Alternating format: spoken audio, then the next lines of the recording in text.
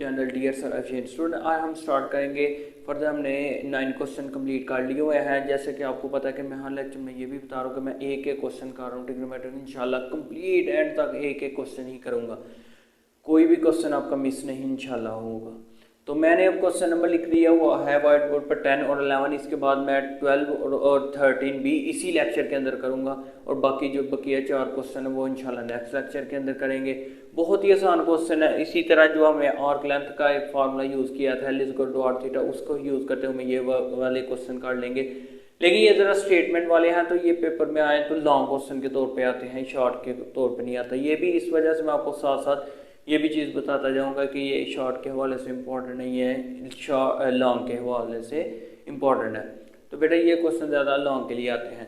तो मैंने क्वेश्चन लिख दिया है, ये बहुत इंपॉर्टेंट 10 वाला क्वेश्चन ज़्यादा इंपॉर्टेंट है। अगर इस एक्सरसाइज में से आए तो ये वाला पॉसिबल है कि यही वाला आए।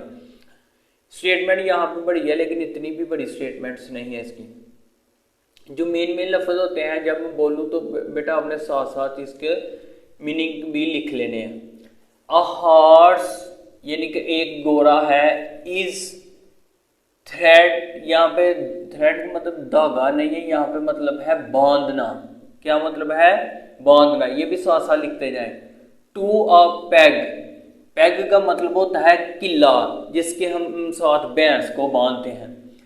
अब भैंस कोई भी जानवर बांधते हैं। Horse is thread to a peg यानी कि एक घोड़ा है थ्रेड के साथ, यानी कि बांधा हुआ है किले के साथ बाय अ रोप। रोप का मतलब होता है रस्सी। रोप का मतलब क्या होता है? रस्सी of 9 metre long. For example मैं आपको बता देता हूँ कि ये देखें, डायग्राम के साथ समझते हैं कि ये एक किला है, दरमियान में हम ले लेते हैं कि ये एक पैग है। यहाँ पे लिख लें ये क्या है? पैग।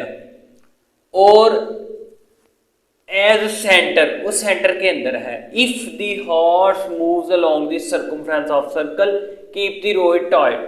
अब जो हॉर्स है, सबसे पहले तो आपको ये चीज पता होनी चाहिए। हम एक और दूसरी चीज के 9 मीटर ये मेन सदा जो इसकी लेंथ है वो बेटा कितनी है? 9 मीटर। वो कितनी है? 9 metre. It moves along a circle peg centres. ठीक है, हमने फाइंड जो है ये रेडियस के तौर पे इस्तेमाल होता है।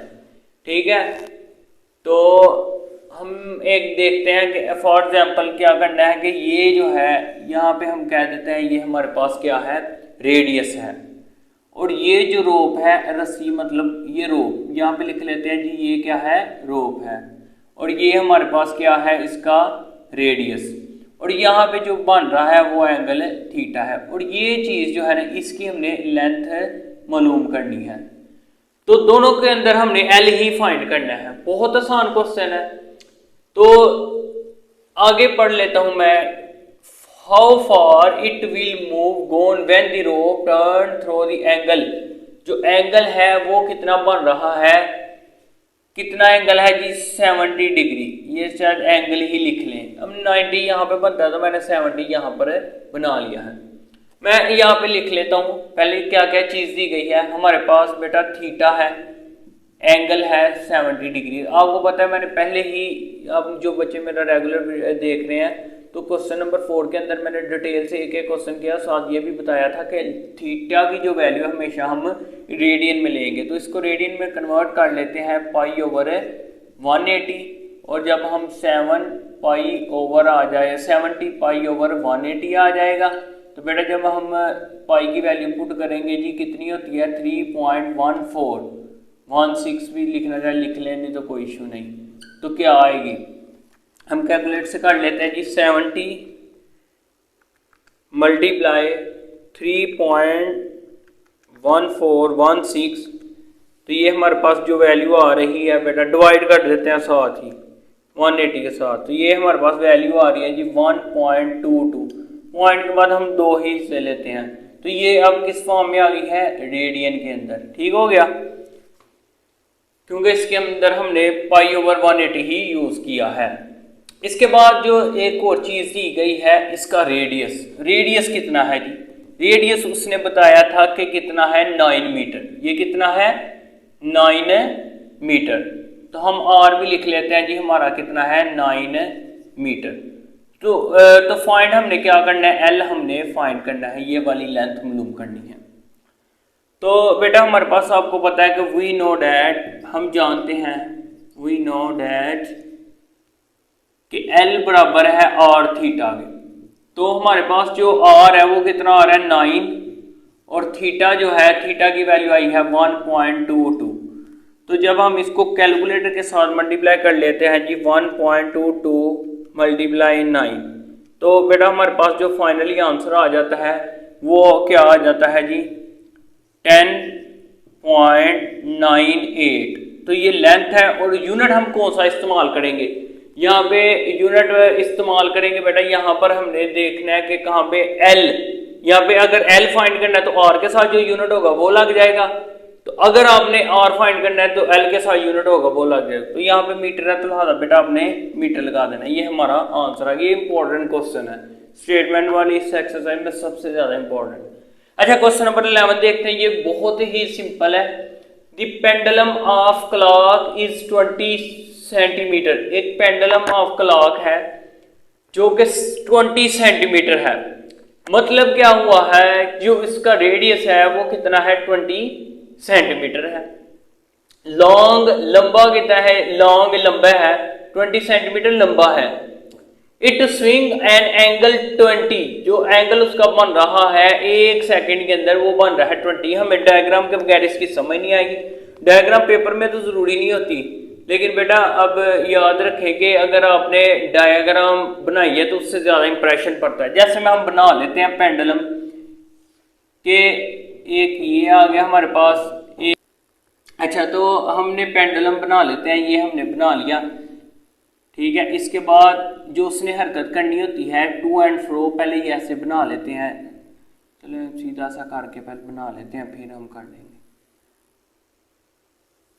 हाँ, अब ठीक हो गया। तो ये जो है बेटा, यहाँ पर जो एंगल है वो उसने कहा है कितना है जी 20, ठीक है। अब जो आर उसने दिया है, जो लंबा है, इसकी जो लंबाई इस तरह ही इसका रेडियस लेंगे तो वो कितना है 20। अब एल ये पूछ रहा है कि ये चीज कितनी लंबी है। ये जो चीज है आपने ये मालूम करनी है, इसकी लंबाई। कह रहे हैं ईच सेकंड, 1 सेकंड के अंदर जो एंगल उसका बन जाता है। क्योंकि आपको पता है जो पेंडुलम होता है बेटा वो हरकत कैसे करता है, टू एंड फ्रो, मतलब आगे पीछे हरकत करता है। हमने घड़ी के अंदर भी देखा होगा, जो घड़ी होती है वो ऐसे ऐसे हरकत कर रही होती है, टू फ्रो मतलब आगे पीछे। तो उसमें जो ईच 1 सेकंड में एंगल जो बनता है वो 20 डिग्री का होता है। तो आपने जो चीज मालूम करनी है वो इसकी लंबाई मालूम करनी है, लेंथ मालूम करनी है। तो बहुत ही आसान है। जब हमारे पास आर दिया गया है जी 20, तो एल आपने फाइंड करना है डिग्री, थीटा दिया गया है 20 डिग्री। ये देखें थीटा क्या है जी, एंगल 20 डिग्री है, और ये भी हमें दी गया है 20 सेंटीमीटर। और तो इसको हमने रेडियन में कन्वर्ट कर लेते हैं, इसको रेडियन में, क्योंकि थीटा हमेशा किस में लेना है, रेडियन में। तो ये 0 0 के साथ कैंसिल, 2 1 2 2 9 18। तो पाई की वैल्यू पुट करते हैं 3.1416 ओवर 9। तो जब हम इसको कैलकुलेटर पे करते हैं जी 3.1416 डिवाइड 9, तो ये हमारे पास आंसर जो आता है वो आता है जी 0. चलिए 4 इंच तक लिख लें, वैसे इतना काफी होता है। अच्छा, साथ लिख लेंगे जी रेडियन। तो अब वी नो डैट, हम जानते हैं क्या कि L बराबर है आर थीटा के। तो आर क्या है हमारे पास, वो कितना है जी 0.3490, और जो थीटा है वो कितना है जी, वो हमारे पास आता है बेटा, थीटा हमारे पास कितना है जी, आर हमारे पास 9 है, आर कितना है जी, आर 20 है। ये ऊपर लिखा हुआ बेटा हमारे पास आर जो है ये गलती से लिख दिया 20 सेंटीमीटर, और ये 20 मल्टीप्लाई ये चीज आ जाती है थीटा 0.3490। ठीक हो गया। जब हम इसको मल्टीप्लाई करेंगे जी 0.3490 को किसके साथ, 20 के साथ, तो आंसर बेटा हमारा आ जाएगा जी 6.98। ठीक है, क्या आ जाएगा जी 6.98। यूनिट मैंने आपको आगे बताया था, अगर आर फाइंड करना हो तो एल के साथ यूनिट जो लगा वो लगा दें, जो एल फाइंड करना फिर आर के साथ जो यूनिट इस्तेमाल हुआ वो लगा दें।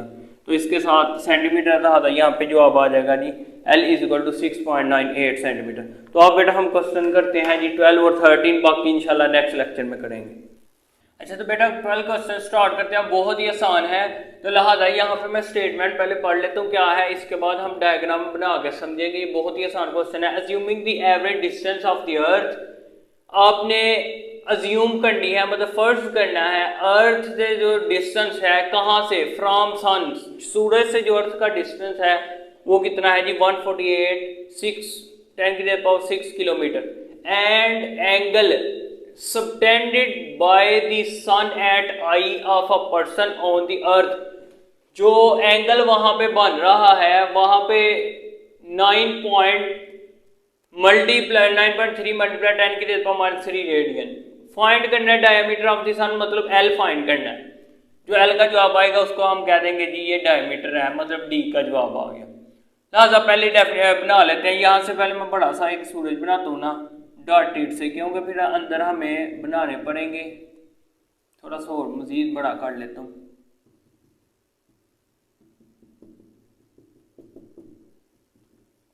ठीक है, यहाँ से फॉर एग्जाम्पल कहें कि ये जो चीज है वो हम कह देते हैं जी ये क्या है, अर्थ है।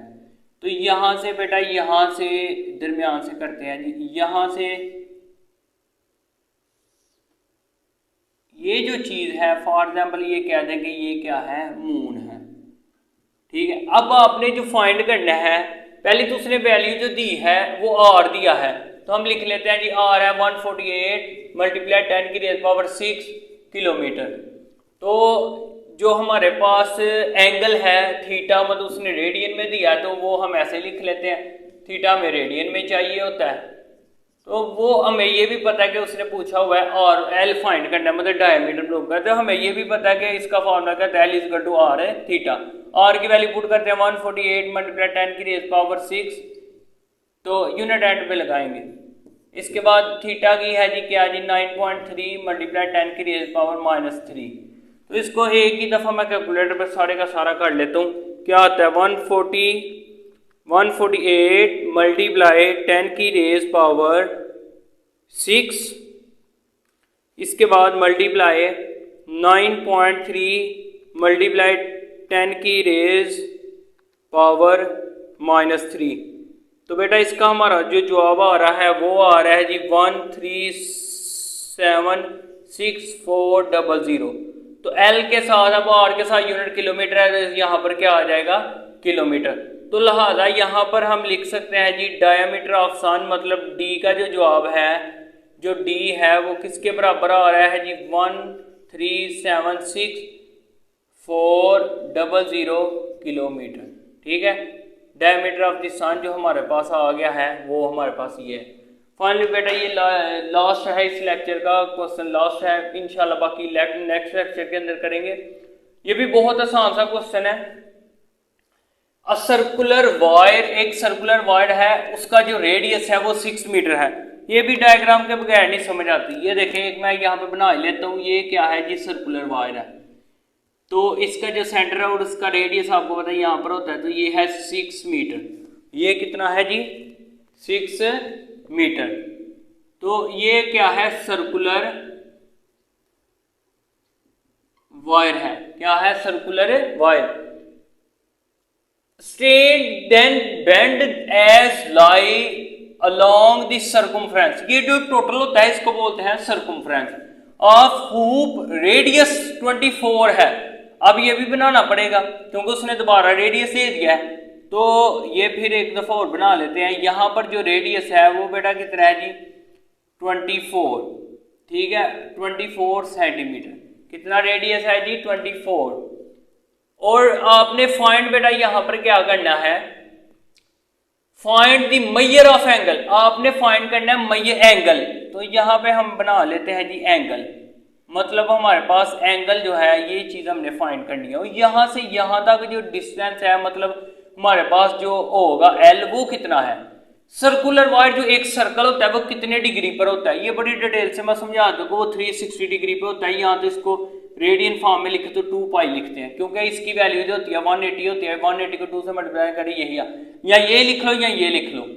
तो यहां पर मैं सबसे पहले थीटा की वैल्यू लिख ले, जो तो हमने फाइंड करना है। तो एल जो है वो कितना है, पहले ऊपर लिखना है सर्कुलर वायर ऑफ रेडियस, ठीक है।